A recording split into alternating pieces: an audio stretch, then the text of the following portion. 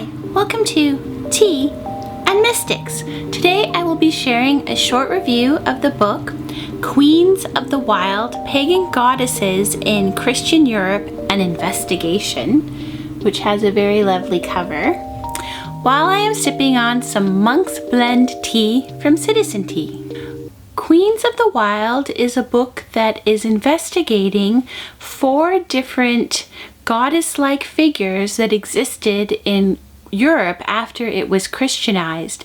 And it's really investigating this idea of whether they are remnants of a pre-Christian pagan tradition or if they are creations of the world at that time that they appeared that also seem to exist outside of Christianity.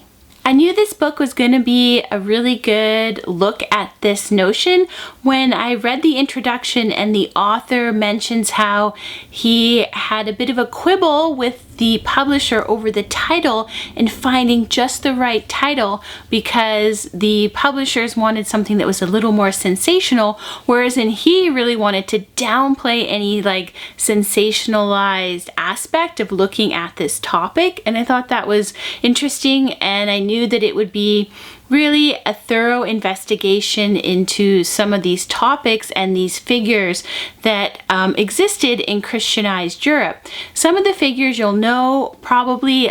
He looks at the figure of the fairy queen. He looks at notions of Mother Earth, the Lady of the Night, and the Colic.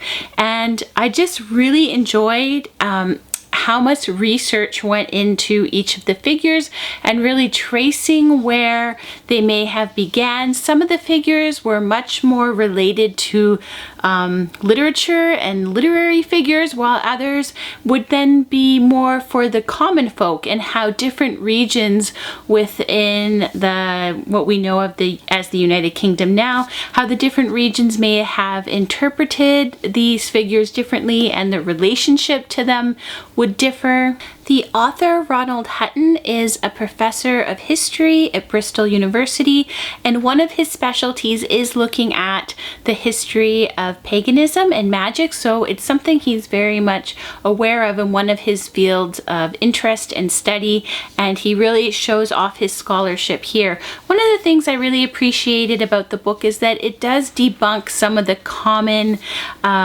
ideas that are shared around some of these female figures of Christianized Europe, and he really shows how they aren't so much remnants of previous goddesses as much as they are just creations of their own at that time within the Christianized Europe, and that no, they don't fit into the Christian worldview, but they still existed and still were developed at this time.